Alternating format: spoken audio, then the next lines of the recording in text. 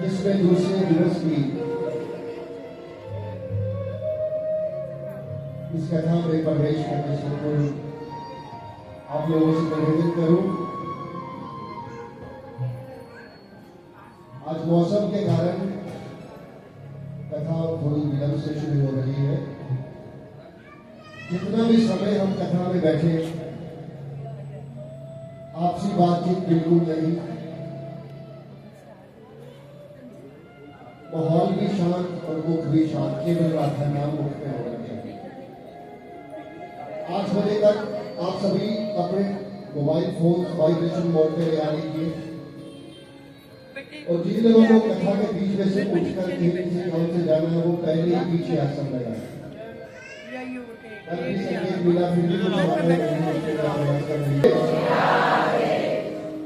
कहते हैं मेरे गोविंद की एक बड़ी निराली अदा है, मेरे गोविंद की एक बड़ी निराली अदा है, वो राधे राधे कहने वालों पर फिदा है। तो प्रेम से बोल दीजिए श्री राधे। हमारे ब्रज के संत कहते हैं कि 7 जन्मों के अगर पुण्य उदय हो तब ये नाम अच्छा लगने लगता है, और अगर 11 जन्मों के पुण्य उदय हो तो ये नाम हमारी जीवा पर आता है। और मेरे गोविंद ने कितने ही सहज स्वरूप में अपनी इस कथा में हमें आमंत्रित करके ये पावन नाम जपने का सौभाग्य दिया। फिर भी ये नाम अगर अपने मुख से ना ले पाए तो उसकी कृपा में कमी नहीं है, कमी हमारे किसी कर्म में है। उसकी जितना राधा नाम जपते रहेंगे उतना गोविंद चरणों के नजदीक पहुंचते रहेंगे। अब मैं आप सबकी तरफ से और अपनी तरफ से मुझे महाराज श्री के चरणों में नतमस्तक कोटि कोटि प्रणाम करता हुआ महाराज जी से निवेदन करूं कि दूसरे दिन की ये अमृतमयी कथा हम सब लोगों को कहकर याद करें। जय श्री कृष्ण, जय श्री राधे, जय गुरुदेव।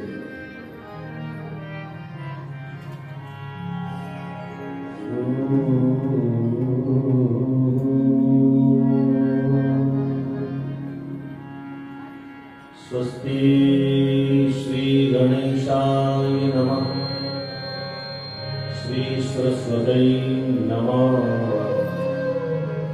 श्री वेदव्यासाय नमः, श्री शुचिवाय नमः। सर्वेभ्यो देवेभ्यो नमः, सर्वेभ्यो ब्राह्मणेभ्यो नमः, सर्वेभ्यो सन्तचरणप्रभुभ्यो नमः। मातृपितृचरणकमलेभ्यो नमः। वरहापीडं कर्ण्योपरिकारं विभ्रद्वासहस्रकविशं वैजयन्तीं क्षमाणाम् वेणोदरसुदयां पूरयन्तो गोविन्दं वृन्दारण्यं स्वपदरमणं प्राविशद्गीतकीरति ध्येयं सदा परिभवनम् अभीष्टदोहम् तीर्थास्पदं शिवविरञ्चिनुतं शरण्यं प्रत्यार्तिहं प्रणतपाल्भवाब्धिपूतं वन्दे महापुरुषते चरणारविन्दं। तप्तकाञ्चन गौराङ्गी श्रीराधे वृन्दावनेश्वरी श्रीवृषभानुसुते देवी प्रणमामि श्रीहरिप्रिया।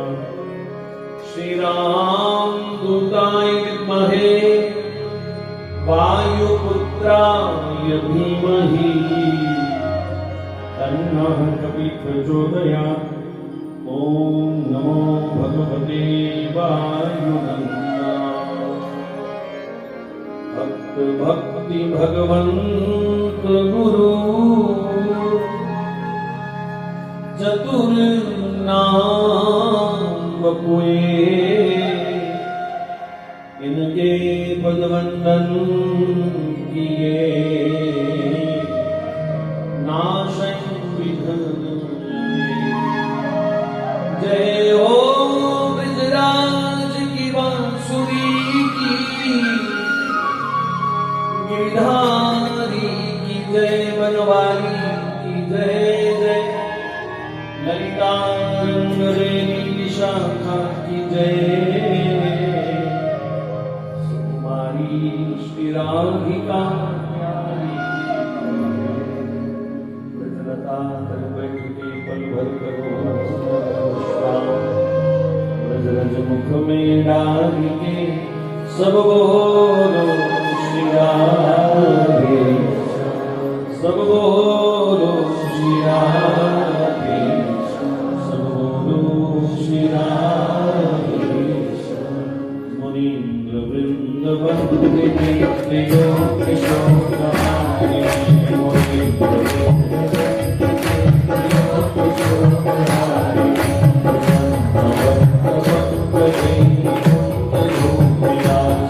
भक्त भक्त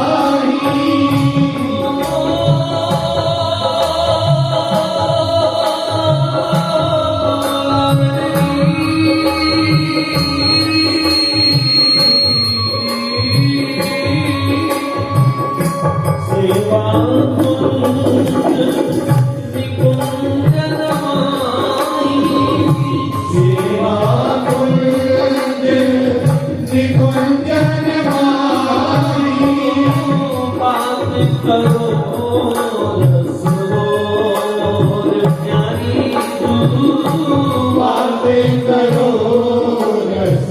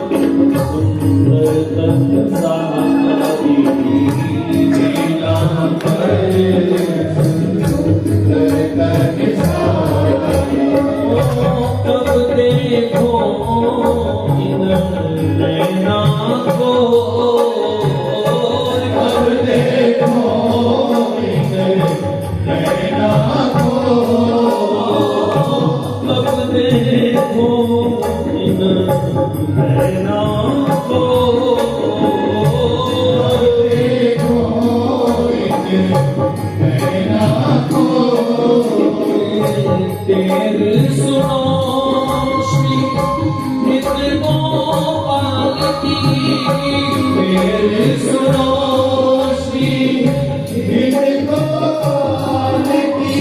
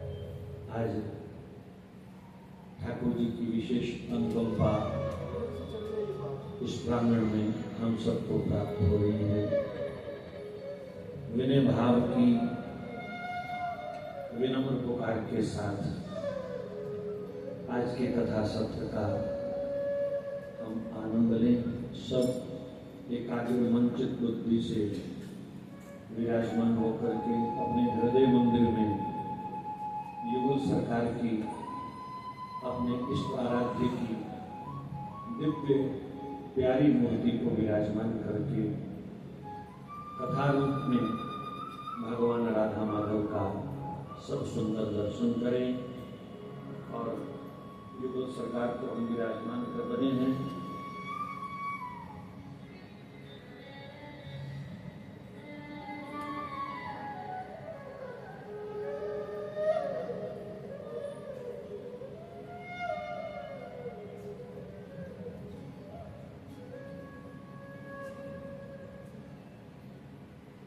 लाडली करुणामयी कितनी दयालु है। हम तो आंख बंद करके जा रहे थे, लेकिन जैसे ही वो पंक्ति आई, तुम कब आओगी गौर, तो वो गोद में आकर के बैठे हैं।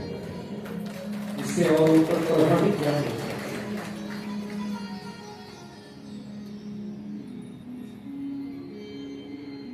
आओ भागवत भगवान का दर्शन करें। व्यास जी कथा को प्रारंभ करते हुए आज पुनः मंगलाचरण कर रहे हैं। और आज के मंगलाचरण में व्यास जी ने भगवान का कोई नाम उच्चारण नहीं किया। वो राम है, वो कृष्ण है, वो शिवा है, वो दुर्गा है, ऐसा कोई नाम उन्होंने आज उच्चारण नहीं किया।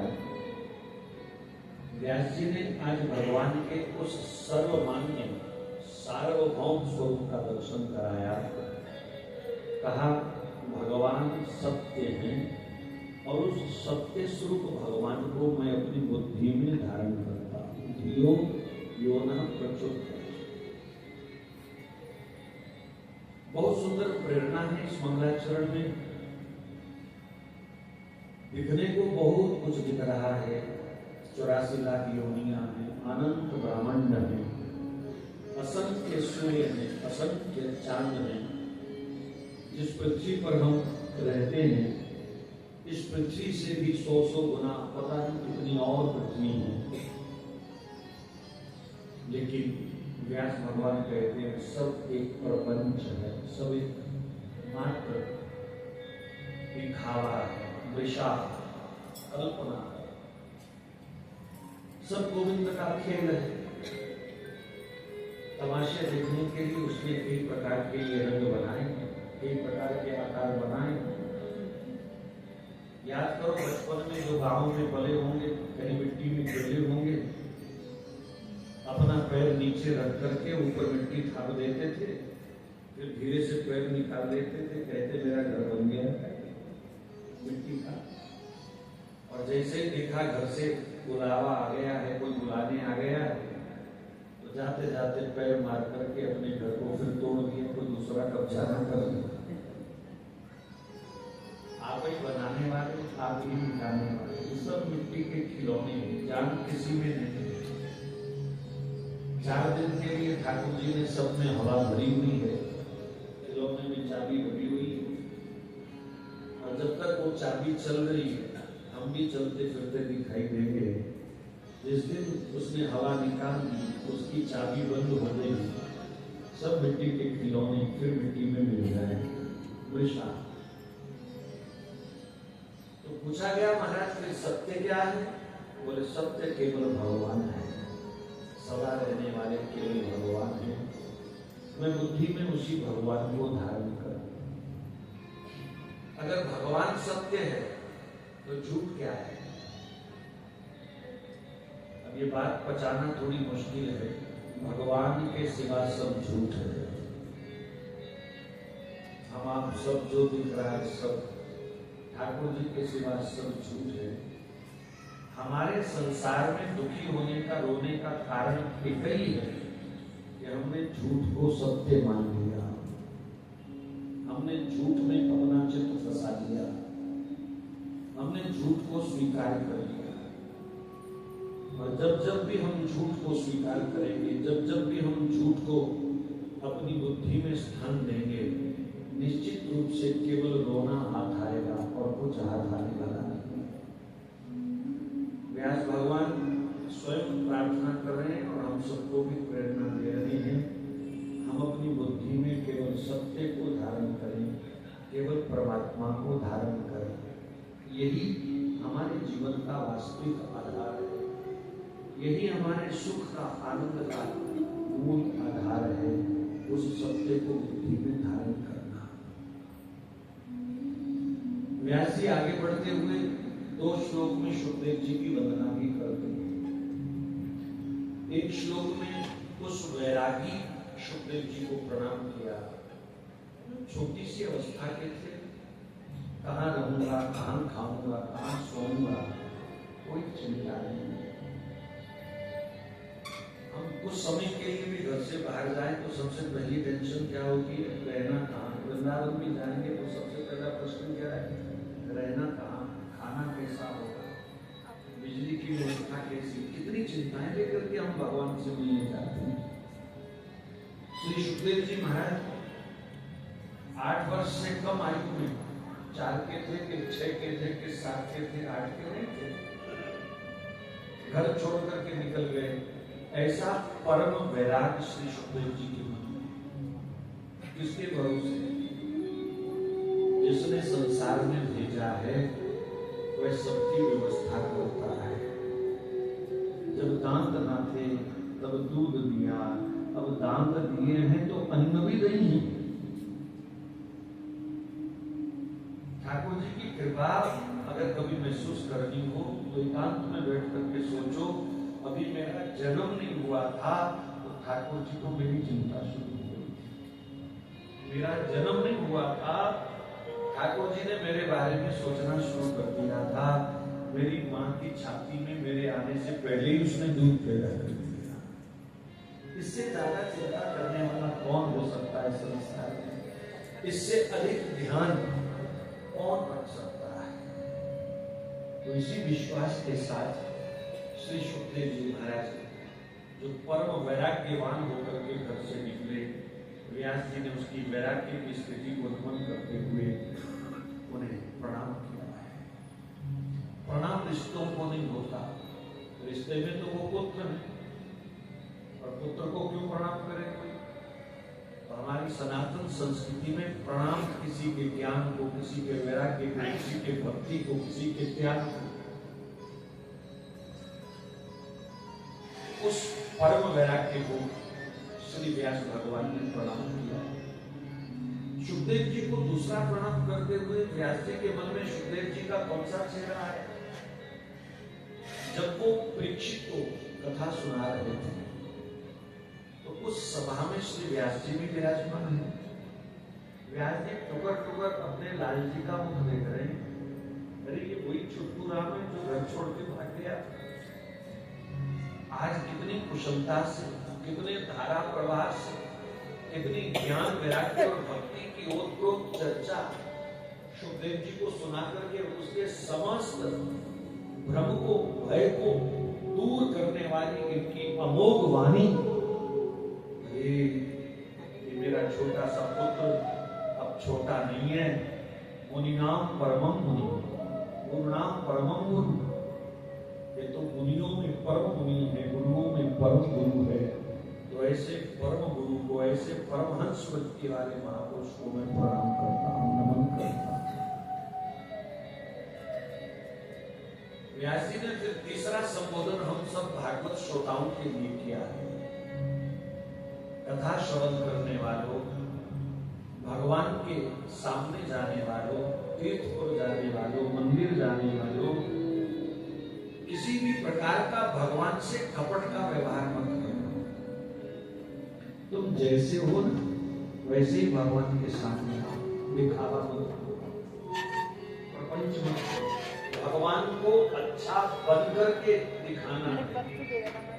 हमने अच्छा बनना है, हमने अच्छा बनना है, अच्छा बन के दिखाना नहीं है। मंदिर गए तो तिलक लगा दिया, दुकान पर गए तो तिलक मिटा दिया, वृंदावन गए तो तुलसी माला धारण कर ली, किसी शादी के हाथ में गए तो उतार के छोड़ गए। ऐसा तो क्यों करते हैं? किसी धार्मिक समागम में है तो माला हाथ में है, कहीं और गए तो माला का पता ही नहीं कहाँ है।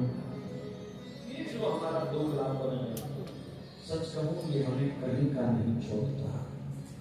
ठाकुर की नजरों में तो हम गिर ही जाते हैं।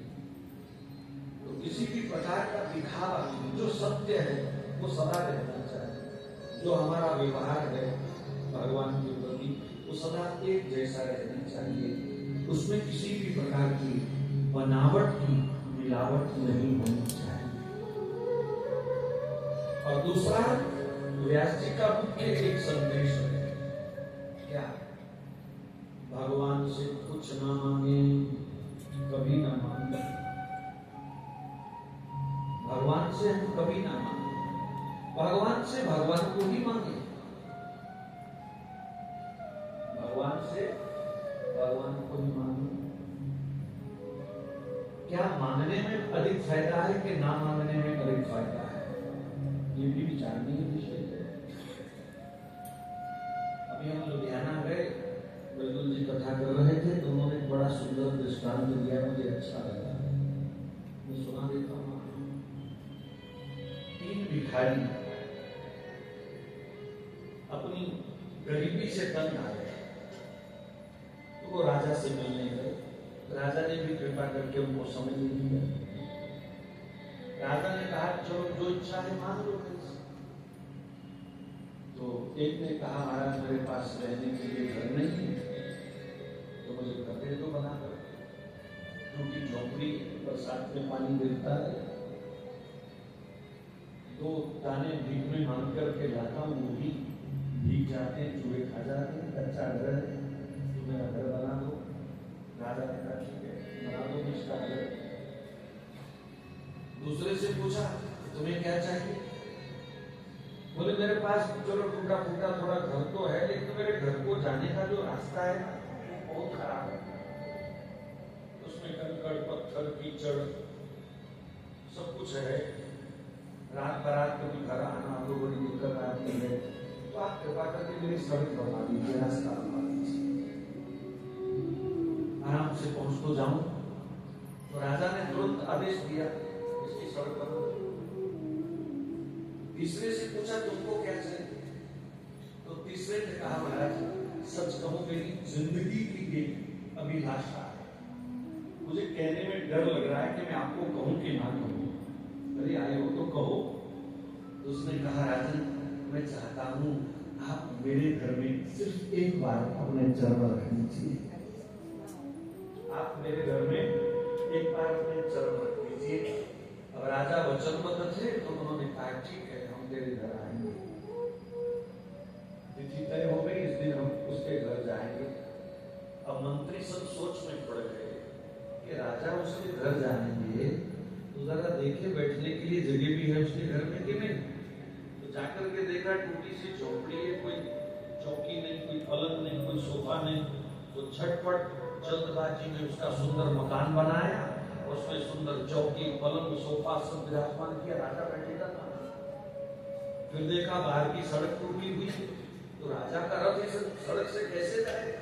तो एकदम बढ़िया मखमल जैसी सुंदर उसके लिए, उसके घर जाने के लिए सड़क भी बना दी गई। अब बताओ जी कौन फायदे में रहा? एक को सिर्फ मकान मिला, एक को सिर्फ सड़क मिली, पर जिसने राजा को कहा कि आप मेरे घर में एक बार आ जाओ, उसको सड़क भी मिल गई, उसको मकान भी मिल गया और राजा भी उसके घर में जाकर के बैठ गया। अब राजा भोजन करेगा, जलपान करेगा, तो सोने चांदी के थाल भी तो चाहिए, वो भी पहुंच गए। बढ़िया व्यंजन भी तो चाहिए, वो भी सब प्रबंध हो गया। कहाँ तो भीख मांग मांग के खाते थे और कहाँ देसी घी के टीन वहां पर ढेर लग गए, सब मिष्ठान विवाह पहुंच गया। तो भगवान से अगर मांगना है तो केवल भगवान को ही मांगा जाए। वस्तुएं मांग करके हम भगवान की शान कम करते हैं। वस्तु मांगना समझो भगवान की इंसल्ट करना है।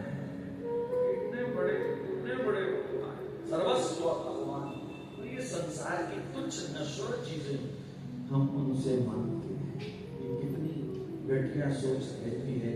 इसलिए व्यास जी यहाँ कह रहे हैं कि भगवान से कभी कुछ मत मांगो। बड़ा मन करे तो भगवान से भगवान को ही मांगो, प्रभु मेरे हृदय मंदिर में आप सदा विराजमान रहें। जिस दिन हृदय में भगवान की अनुभूति होने लग जाएगी, भगवान पूर्ण है और आपका जीवन हर प्रकार से पूर्ण हो जाएगा। हमारे जीवन की हर कमी को भगवान ही पूर्ण कर सकते हैं, भगवान के आने से ही पूर्णता। इसलिए जीवा के मम अग्रभाग पर रहे विराजित राधा नाम। भगवान को हृदय में विराजमान करने का तरीका क्या है? भगवान में और नाम में कभी भेद नहीं करना, बहुत बड़ा अपराध है। तो हमारी जीवा पर अगर निरंतर भगवान नाम बना हुआ है तो हृदय में उनकी निरंतर स्मृति भी बनी रहेगी, चिंतन भी बना रहेगा। तो नाम के साथ ही भगवान हृदय में सहज विराजमान हो जाएंगे और भगवान के आ जाने के बाद फिर संसार की कोई तुच्छ वस्तु आपको रुला नहीं पाएगी, किसी चीज की कमी आपको महसूस ही नहीं होने देगी। ये स्मृतियां, ये चिंतन। मानव को व्यास जी ने कैतव धर्म कहा, कपट कहा, और भगवान को ये कपट बिल्कुल पसंद नहीं है। नैमिषारण्य की पवित्र धरा पर सूत जी महाराज के चरणों में शौनक ऋषि बैठे हैं और 88,000 ऋषियों की तरफ से प्रश्नों का क्रम चल रहा है। तो उन्होंने जो छोटे छोटे 6 प्रश्न किए हैं, पुराने श्रोता कई बार वो श्रवण कर चुके हैं, लेकिन ये मूल प्रश्न है, इसलिए इनकी चर्चा आवश्यक रहती है। केवल सुनने से बात नहीं बनेगी, क्या सुने हुए पर हमारा जीवन चल रहा है कि नहीं। पहला प्रश्न था जीवन का श्रेय क्या है, जीवन की सबसे बड़ी प्राप्ति क्या है, जीवन की सबसे बड़ी सफलता क्या है। हम किसको सफलता मानते हैं? व्यापार अच्छा है, नौकरी अच्छी है, संतान अच्छी है, ठीक है, आपको इसमें संतुष्टि है तो बहुत बड़े धोखे में आप, बहुत बड़ी गलतफहमी पाल रहे हैं। इसमें भगवान का कोई योगदान नहीं है। आपकी नौकरी अच्छी है तो आपके पुण्य होंगे, नौकरी मिल गई। आपका व्यापार अच्छा है, आपके कोई पुण्य होंगे, आपको वापस मिल रहे हैं। बैंक में अगर एफडी कराई है तो ब्याज सहित वापस मिलती है कि नहीं मिलती है? तो पूर्व जन्म में जो हमने पुण्यों की एफडी कराई होगी उस जन्म में मिलनी। ये तो सृष्टि का विधान है। आप कहो कि इसमें भगवान की कृपा है तो मैं इसको भगवान की कृपा नहीं मानता। अगर ये धन दौलत, ये नौकरी, ये अच्छा व्यापार, ये भगवान की कृपा से आता है तो नास्तिक लोगों के पास अच्छी नौकरी, धन दौलत कहां से आई जो भगवान को मानते हैं? भगवान को गालियां देने वाले लोग भी दुनिया में बड़े बड़े अमीर बैठे। कंस सारा दिन कृष्ण को गाली देता था, क्या वो राजा नहीं था? रावण भगवान श्री राम से इतनी नफरत करता था, क्या वो सोने की लंका में नहीं रहता? अमीरी का भगवान की कृपा से कोई संबंध नहीं। अमीरी दिमाग खराब कर सकती है, अमीरी बुद्धि भ्रष्ट कर सकती है, अमीरी चरित्र का हनन कर सकती है, अमीरी तुम्हारे दिमाग में अहम और वहम पैदा कर सकती है, पर अमीरी भगवान की कृपा नहीं है। फिर जीवन का श्रेय क्या है, सफलता क्या है? तो सूत जी कहते हैं जिसने भगवान राधा माधव के चरणों की निश्चल भक्ति प्राप्त कर ली, यही जीवन की सबसे बड़ी अमीरी है, यही जीवन की सबसे बड़ी सफलता है, धन्यवाद। तुम्हारे जीवन में भगवान के लिए प्रेम कितना, तुम्हारे जीवन में आनंद कितना, तुम्हारे जीवन में ठाकुर जी की याद के आंसू कितने हैं? वास्तव में यही हीरे मोती है आपके जीवन की असली संपत्ति, जो भगवान के प्रेम में कभी तुम्हारी आंखों से गिर गिर के तुम्हारी झोली में गिरती है। वास्तव में यही हीरे मोती हैं जो लोक में भी काम आएंगे, परलोक में भी काम आएंगे।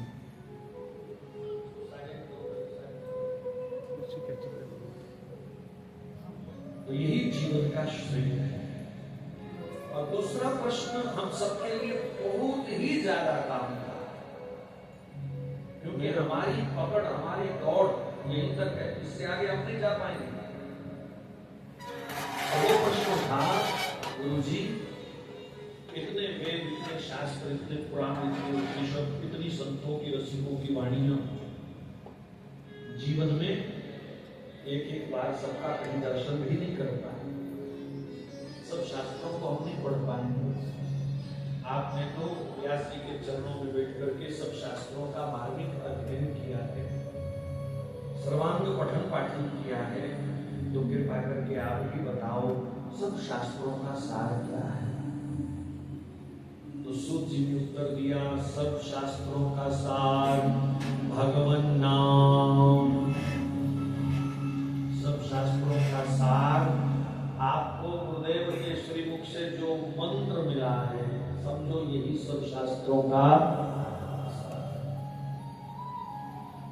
आप अपने मुख से जो राधा गोविंद नाम, सीताराम, जो भी नाम आपको प्रिय है अपने इष्ट का, इसका जो आप गायन करते हैं, ये सब शास्त्रों का सार है।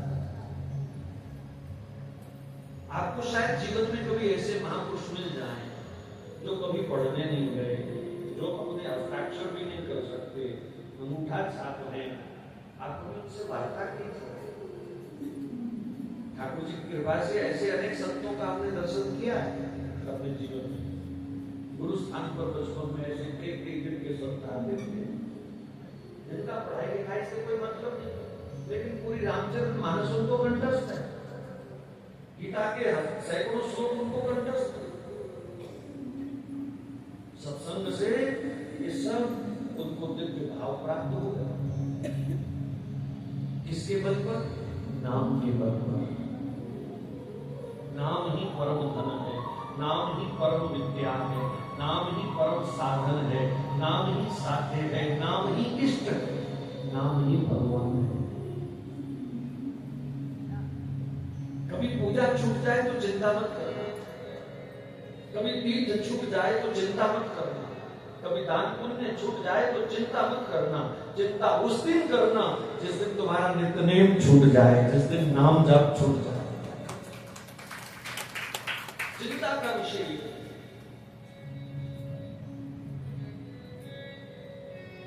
सब शास्त्रों का सार नाम। तीसरा प्रश्न और समझने वाला, कहा गुरुजी भगवान अदृश्य होते हुए भी, निराकार होते हुए भी सृष्टि का संचालन बहुत बढ़िया करते हैं। मैं आजकल हर कथा में अपने श्रोताओं को एक चैलेंज देता हूं, जवाब आज तक नहीं आया। आप में से कोई पढ़ा लिखा बुद्धिमान जवाब दे दे, चैलेंज को स्वीकार कर ले। आप मुझे सृष्टि में कोई एक छोटी सी गलती निकाल के बताओ। आप दुनिया में घूमते, सब देखो व्यवस्था इधर-उधर की, और आपको कहीं भगवान की सृष्टि में कोई त्रुटि नजर आती हो तो मुझे लिख के यहाँ पर दे देना, तो उसकी चर्चा करूंगा। कोई कमी आपको लगती हो कि भगवान के लिए सही नहीं किया, कहीं आपको लग रहा हो कि आम के पेड़ में नींबू लेके हमने, या नींबू के पेड़ पर हमने आम रखे हुए लेके, कोई त्रुटि आपको लगे। पहाड़ों ने अपनी जगह बदल ली, हवा चलना बंद हो गई, पानी का स्वाद बदल गया, रंग बदल गया, आकाश यहाँ नीला है, कनाडा में पीला है, कोई ऐसी त्रुटि आपको दिखाई देती हो तो मुझे जरूर बताना। यही तो यहाँ प्रश्न है कि भगवान भले ही सृष्टि में साकार रूप में दिखाई नहीं दे रहे, पर सृष्टि का संचालन बड़ी बखूबी के साथ कर रहे हैं, बड़ी कुशलता के साथ कर रहे हैं। और वही भगवान फिर धरती पर अवतार क्यों लेते हैं, धरती पर क्यों आते हैं? अब चर्चा जितनी मर्जी कर ले, लेकिन आज समय कम है। अंतिम उत्तर यही है, सब चर्चाओं का अंतिम सार निचोड़ यही है, अपने प्रेमियों से मिलने के लिए भगवान धरती पर आते हैं। देखो, साधन वाले साधन करके भगवान तक पहुंच जाते हैं, नंद है मेरे जैसे वो कहां का है।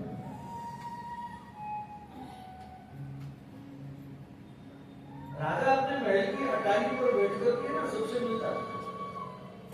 सीढ़ी लगी थी प्रजा को, हो सकता है कुछ 5-5 दिए होते होंगे, कितने लोग रोज मिल सकते हैं, तो रोज रोज सीढ़ी चढ़ के राजा को प्रणाम करके अपने मन की बात करके आ जाते। एक दिन एक अपाहिज सा लंगड़ा सा कोई वो आया, वो बेचारा नीचे था। राजा ने देखा सब आगे लिखू बैठा था, तू भी आता। कहा राजा क्षमा करना, मेरी टांगें काम नहीं करती, मैं ऊपर नहीं चढ़ सकता, मैं कैसे मिलूं आपको। तो राजा ने कहा अच्छा तू ऊपर नहीं चढ़ सकता, तो वो तुरंत अपने सिंहासन से उतर करके नीचे आया, उसको अपने गले से उसने लगाया। तो जिनके पास पाठ पूजा की टांगे हैं, जिनके पास तीर्थ व्रत दान की टांगे हैं, जिनके पास साधनों के पैर हैं, वो तो दौड़ करके भगवान तक पहुंच जाते हैं। लेकिन हम जैसे निकम्मे जिनके पास कुछ नहीं है, वो क्या करें। ठाकुर जी कहते तू बैठ, मैं आता हूं तेरे पास। उतरना ही अवतार है, उतरना अवतार का सीधा अर्थ है उतरना। तो भगवान अपना धाम छोड़ करके धरती पर उतरते हैं, इसको अवतार कहते हैं। फिर कोई गिनती नहीं है भगवान कितनी बार आए, कहां कहां आए। भागवत जी में लिखा है भक्ते क्षोपात्र रूपाय परमात्मने नमोस्तुते। भक्तों की इच्छा पूर्ति के लिए जितनी बार जहां जहां जाना पड़ा भगवान आए हैं। एक बात बताओ, भगवान निष्ठुर हैं क्या? भगवान पत्थर भी रहे क्या? आपसे कोई प्रेम करता हो, प्रेम से कोई आपको बुलाता हो, तो दूसरी बार नहीं, चौथी बार नहीं, 10वीं बार आप भाग के जाते हो कि नहीं जाते? भगवान का भी दिल है, वो निष्ठुर नहीं है, बहुत कोमल हृदय है उनका। ऐसे ही उनका कोई चाहने वाला, उनका कोई प्रेमी जब सीना फाड़ करके हृदय से पुकार निकालता है तो भगवान उनसे मिलने अवश्य बढ़ाते हैं। जितनी बार आना पड़ा, जहां जहां आना पड़ा, सब जगह भगवान आए। यही अवतार का सबसे प्रमुख प्रयोजन है और कोई कारण नहीं अवतार में। संसार में जितने भी राक्षस हैं, इससे करोड़ गुना भी अधिक और पापी राक्षस पैदा हो जाएं, तो सुदर्शन चक्र को 1 मिनट नहीं लगेगा सबका नाश करने में। और जो भगवान त्रिपुटी विलास सृष्टि गए हुई, ऐसे थोड़ी सी आंख उठाते हैं, प्रलय मच जाती है, या वो टेढ़ी आंख से इन दुष्टों का संहार नहीं कर सकते। सबसे बड़ी कमान तो उनकी टेढ़ी वृत्ति है। धरती पर आना सिर्फ अपने प्रेमी जनों से मिलना और कोई उद्देश्य नहीं। इसलिए हम अपने श्रोताओं से प्रार्थना करते हैं, ज्ञानी कभी बाद में बनना, वेद पाठी कभी बाद में बन लेना। कलयुग का समय है, सिर्फ और सिर्फ भगवान के प्रेमी बनो, सिर्फ और सिर्फ भगवान से प्रेम करो, जिन प्रेम की और दिल नहीं करो पाए। सब महापुरुषों ने, सब संतों ने, सब मतांतरों ने प्रेम की ही महिमा स्वीकार की है। मोहन प्रेम बिना नहीं मिलते, चाहे कर लो कोटि उपाय। बिना प्रेम के कोई रोज 4 घंटा वेद पाठ करे तो ब्रज के संत कहते हैं ये सब बरसाती मेंढक हैं, बरसाती मेंढक ये पाठ की महिमा की यहाँ निंदा नहीं है, लेकिन प्रेम अगर हृदय में नहीं है, भगवान से मिलने की तड़प नहीं है, तो वेद पाठ भी फिर उस मेंढक की तड़प जैसा है। आपने थोड़ा सा घी बत्ती लेकर के जोत बना करके आरती कर ली, क्या समझते हैं कि हम भक्त हो गए? बाजार से घी लेकर के, रुई लेकर के, माचिस लेकर के आरती उतारना बड़ा आसान है, लेकिन हृदय के अहंकार को जला करके जिस दिन आरती उतारोगे ना, बात उस दिन बनेगी। बाजार से काला काला धूप लेकर के भगवान को सुगंधी दिखा देना कोई बड़ी बात नहीं। जिस दिन हृदय के छल कपट की कालिमा को जला करके तुम्हारा जीवन सुगंधित बनेगा ना, उस दिन भगवान को असली धूप आरती का दर्शन होगा। जोत जला रहे हैं पर दिल जले हुए, काला धूप जला रहे हैं पर दिल भी काला रखते हैं। हृदय को केवल प्रेम ही शुद्ध करेगा, चाहे आज कर लो चाहे करोड़ जन्म के बाद कर लो। प्रेम के बिना हृदय शुद्ध नहीं हो सकता। 108 डुबकियां लोग गंगा जी में जाकर के लगाते हैं, हो गए शुद्ध। निंदा चुगली छूट गई, छल कपट छूट गया, झूठ बोलना छूट गया, ईर्ष्या छोड़ दिया, क्या लाभ हुआ? गंगा ही मैली करके आए ना।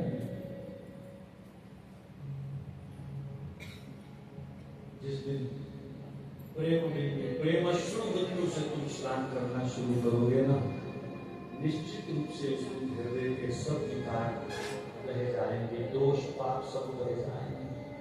मैं कैसे आपको समझाऊं, बस यही आखिरी शब्द है।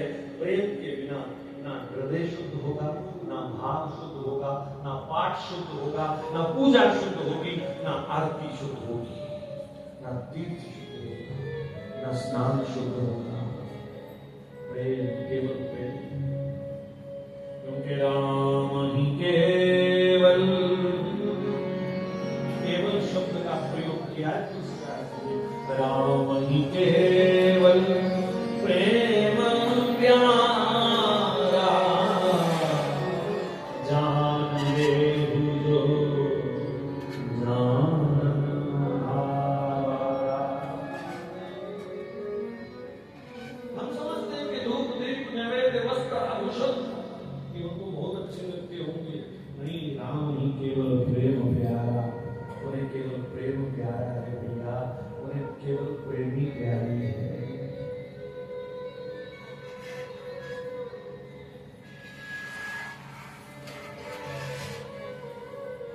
उन प्रेमियों के लिए भगवान का अवतार होता है। कितनी बार हुआ? कोई गिनती नहीं, कोई गिनती नहीं। भक्तमाल में हजारों हजारों भक्तों के लिए लाखों लाखों बार भगवान प्रकट हुए। तो भागवत जी में भगवान के 24 अवतारों का वर्णन है। सनत सनंदन सनत कुमार सनातन के रूप में भगवान का प्रथम अवतार। इन अवतारों का क्रम देखिए और इन अवतारों को अपने जीवन में उतारिए। संकादिक ऋषि जो है ये ब्रह्मचर्य का अवतार है। ध्यान से समझिए, संकादिक ऋषि ब्रह्मचर्य का अवतार है। आपको अगर ठाकुर जी की राह पर चलना है, अगर आपको मिलना है उनसे, तो हमारे जीवन में सबसे पहला काम जो है वो ब्रह्मचर्य संयम का होना चाहिए। इच्छाओं पर नियंत्रण, वासनाओं पर नियंत्रण। बिना ब्रह्मचर्य के आप आगे नहीं बढ़ सकते।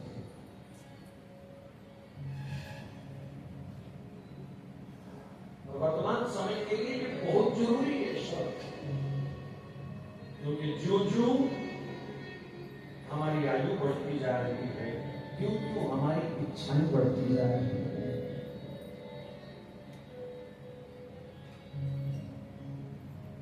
एक 78 साल के मुझे सज्जन मिले, मैं उनकी प्रशंसा करता हूं कि उन्होंने अपने मन की बात बड़े खुले मन से कही।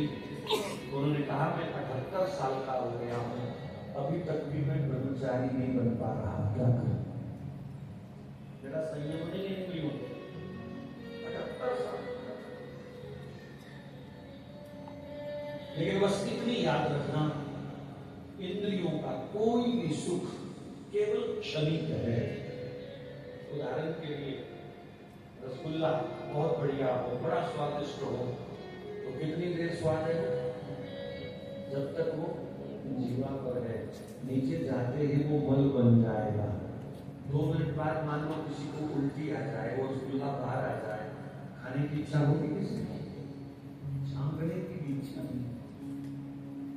ऐसे ही प्रत्येक इंद्रिय का सुख क्षणिक है और क्षण क्षण के सुख के लिए अपने जीवन को बर्बाद करना, अपने संयम को बर्बाद करना, अपने भजन को बर्बाद करना, अपने मन को बर्बाद करना, ये कहाँ की समझदारी है? तो भगवान से मिलना तो सबसे पहले भगवान का ब्रह्मचारी अवतार सनक सनंदन संत कुमार सनातन। भगवान का दूसरा अवतार वाराह अवतार। वाराह का अर्थ है संतोष। हमारे जीवन में पहले ब्रह्मचर्य आवे, फिर संतोष आवे।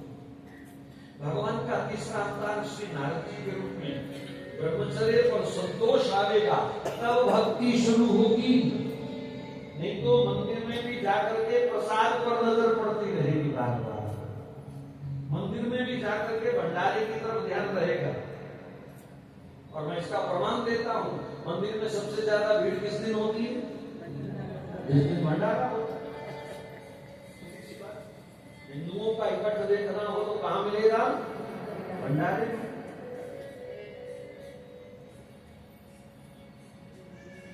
इसका मतलब भक्ति केवल औपचारिकता है। सबसे पहले ब्रह्मचर्य, फिर संतोष, फिर भक्ति शुरू होगी। चौथा अवतार संताति विष्णु का क्षमा नर नारायण के रूप। ये तपस्या का अवतार है। जीवन में भक्ति आए तो फिर उस भक्ति के लिए तप करना कि मुझे गुरुदेव ने 16 माला बोली है तो मैं तो 32 करूंगी, ये मेरा तप है। गुरुदेव ने तो मिनिमम एक नियम दिया है। गुरुदेव ने मिनिमम नियम दिया है, इसको मैक्सिमम करना ये मेरा तप है, इसको आगे बढ़ाना ये मेरा तप है। तो चौथा अवतार नर नारायण तप का अवतार है। सब जीवन में तप आए। तप केवल माला जपने को नहीं कहते। कल भी सांकेतिक चर्चा हुई थी आंखों का तप, कानों का तप। मुझे कानों का तप क्या है? मुझे भगवत चर्चा के सिवा दूसरी चर्चा सुननी ही नहीं। कानों का तप। आंखों का तप क्या है? मुझे सर्वत्र अपने राधा माधव का दर्शन करना है। मुझे सब में अपने राधा माधव का दर्शन करना है। जीवा का तप क्या है? एक भी सांस राधा गोविंद के नाम के बिना ना मिटे, ये मेरी जीवा का तप है। हाथों का तप क्या है? मैं अधिक से अधिक ठाकुर सेवा करूं, संत सेवा करूं, गौ माता की सेवा करूं अपने हाथों से। ये हाथों का तप है। पैरों का तप क्या है? मेरे पैर जब भी भागे किसी कथा के लिए, किसी कीर्तन के लिए, संत दर्शन के लिए, वृंदावन दर्शन के लिए, मेरे पैर जब भी भागे किसी सेवा कार्य के लिए भागे, पैरों का तप है। मेरे मस्तक का तप क्या है? मेरे मस्तक का तप ये है कि मैं सदा हरि गुरु चरणों में झुका रहूं, संत चरणों में सदा मेरा वंदन बना रहे। मेरा मस्तक इन श्री चरणों की रज को सदा स्पर्श करता रहे। ये मेरे नाभि का तप है। तो ये तपश्चर्या का चौथा अवतार। पांचवा अवतार कपिल नारायण। भक्ति और सांख्य योग का सम्मिश्रण है जिनके जीवन में। भक्ति की चर्चा आप सुन ही रहे हैं। सांख्य योग क्या है? सांख्य योग तो बड़े बड़े ग्रंथ हैं, इस पे मैं उसकी क्या चर्चा करूं। बस इतना सारांश में अगर कहूं तो परमात्मा ने हमें साफ सुथरी आत्मा दी थी। विधि के ईश्वर अंश, जीव अविनाशी, चेतन अमर, सहज सुख राशि, ये तीन सगुण देकर के भगवान ने हमको दुनिया में भेजा। और कौन से? चेतन, अमल और सहज सुख राशि। चेतन जड़ शरीर चेतन हो गया हमारा। फिर अमल, इस मन में कोई मैल नहीं थी, जन्म पैदा हुआ, कोई काम था, कोई क्रोध था, कोई इच्छाएं थी, कोई अपना पराया था, कोई राग द्वेष था, कोई ईर्ष्या थी, कोई निंदा स्तुति थी? बोलो। कोई अपने पराये की पहचान? यह है अमल स्वरूप। और तीसरा सहज सुख राशि। जिस कपड़े में माँ ने लपेट दिया उसी में खुश, जिस पालने में सुला दिया उसी में खुश, जो माँ ने खिला दिया पिला दिया उसी में खुश। हर समय सुख राशि, एकदम सुख की खान हो जैसे, कोई चिंता नहीं, कोई टेंशन नहीं, कोई डिप्रेशन नहीं। तो ये 3 लक्षण देकर के ठाकुर जी ने हमें संसार में भेजा, और मरते समय भी यही स्थिति में हम शरीर वापिस करें ठाकुर जी। चेतन, मरते समय चेतन क्या है? चेतन अवस्था क्या है? हमारा चित्त भगवान से जुड़ा हुआ हो, मैं तो इसी को चेतन स्वरूप कहूंगा। अमल, उस समय कोई अपना नहीं, कोई पराया नहीं, कोई द्वेष नहीं, कोई ईर्ष्या नहीं, कोई लोभ नहीं, कोई लालच नहीं, कोई विकार नहीं, कोई इच्छा नहीं।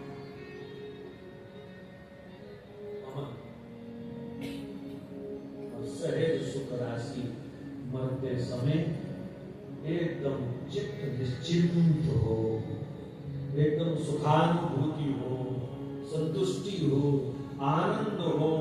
जिस मरने ते जग डरे मेरे मन आनंद, मरने ते ही पाइए पूर्ण परमानंद। महाराज उत्सव होना चाहिए, मृत्यु उत्सव। या जगत झंझटों से निकल करके मैं गोविंद के चरणों में परम विश्राम प्राप्त करने जा रहा हूं। ये उत्सव की स्थिति है, रोने की स्थिति नहीं। लेकिन उस घर का मरना हो तब ना।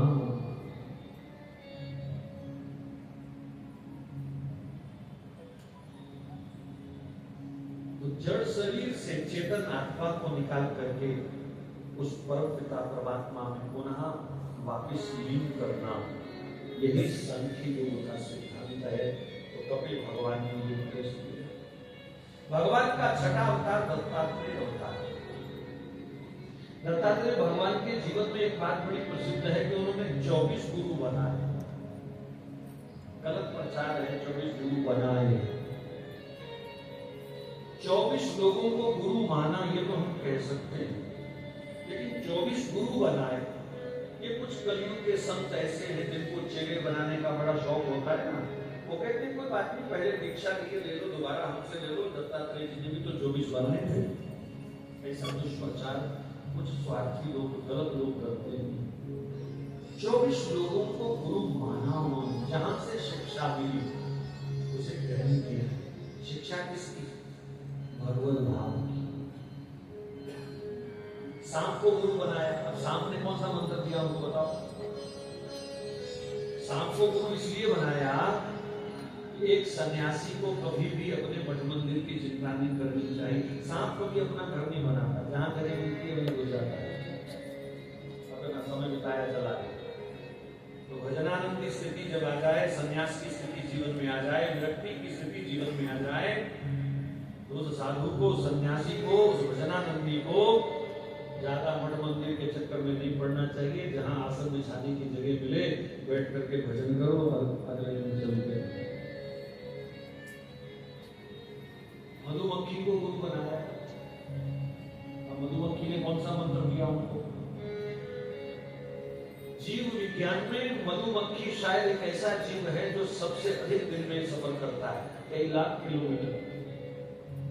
जगह जगह से वो रस की बूंदे ला करके अपने छज्जे में जमा करता है, शहद तैयार करता है। तो जी, लेकिन ये भी सत्य है कि अपने बनाए हुए मधु का एक कण भी वो स्वयं ग्रहण नहीं कर सकता। मधुमक्खी अगर शहद का एक कण चखी ले कि जरा देखो कैसा टेस्ट है इसका, तो मर जाएगा। यार, इतना दौड़ने के बाद भी काम क्या किया जो तेरे किसी काम का नहीं?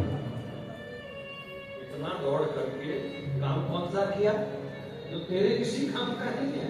तो जीवन में ऐसा काम हम कभी ना करें जिसका हमारे स्वयं के जीवन को कोई लाभ नहीं हो। ये आप कह रहे हैं ठीक है हम तो बचे हुए, हमने ऐसा काम कोई नहीं किया। 6 घंटे टेलीविजन देखती है जो माताएं जिन्होंने सीरियल के अनुष्ठान रखे हुए हैं।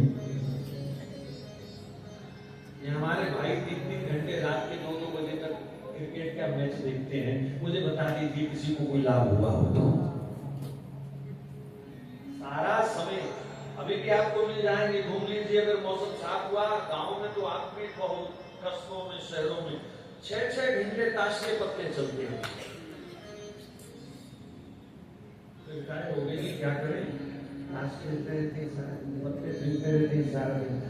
एक लाभ बता दीजिए कि रोज 4 घंटे ताश खेलने से हमें ये लाभ हुआ, 4 घंटे सीरियल देखने से हमें ये लाभ हुआ, 4 घंटे का क्रिकेट मैच देखने से, पूरी सीरीज देखने में हमें ये लाभ हुआ। तो ये एक लाभ मुझे बता दीजिए। तो हमसे बड़ा मूर्ख और कौन होगा भाई? मूर्ख नहीं, महामूर्ख बन जाते हैं कई बार। दिखाने वालों को लाभ जरूर हो रहा है, देखने वालों को कोई। अच्छा, बड़ी हैरानी की बात ये है कि जो 4-4 घंटे मैच देखते हैं, 4-4, 6-6 घंटे टेलीविजन के सीरियल देखते हैं, उनसे कहो कथा में चलो तो कहते हैं टाइम नहीं है। ये बात आज तक समझ नहीं आई कि टाइम नहीं है। हमारी माताएं बहनें बड़ी अच्छी हैं, पहले घर के सब काम खुद करती थी। अब तो कपड़े वाली अलग है, बर्तन वाली अलग है, सफाई वाली अलग है, खाना बनाने वाली अलग है, परोसने वाली अलग है। फिर भी वो लोग कहें कि मेरे पास टाइम नहीं है, तो फिर आगे टाइम ही आ जाना चाहिए।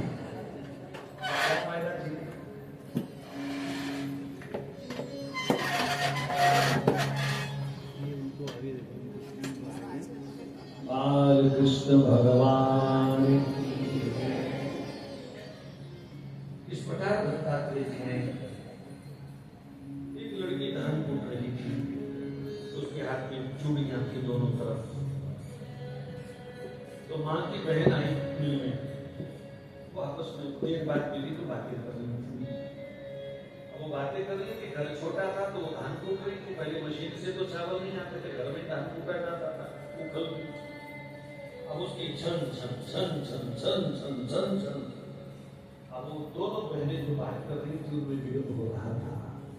तो माँ ने कहा बेटी बहुत छन छन हो रही है, थोड़ा चुड़ियों का कुछ करो ना, हम इतनी देर बाद मिली, कोई बात नहीं हो पा रही। तो बेटी समझदार थी, उसने एक एक करके सब चूड़ियां उतार दी, अपना सुहाग का चिन्ह, एक चूड़ी इधर एक चूड़ी उधर रख लिया, बाकी सब उतार दिया, धान कूटने लगी। अब उनको बातचीत करने में कोई कष्ट नहीं हुआ। दत्तात्रेय जी देख रहे थे, उन्होंने कहा ये दोनों बातचीत करना चाहती हैं, इनको छन छन विघन था, तो मैं भी तो अपने ठाकुर से बात कर रहा हूँ। ये जगत का छन छन ये तो एकांत में जाके ही समाप्त हो सकता है। तो उसको भी गुरु मान लिया। एकांते सर्वथा सुखम। भजन करने वाले को एकांत में रहना चाहिए। आपके मोबाइल में जितने अधिक नंबर सेव हैं, समझ लीजिए आप उतने ही ज्यादा डिस्टर्ब हैं।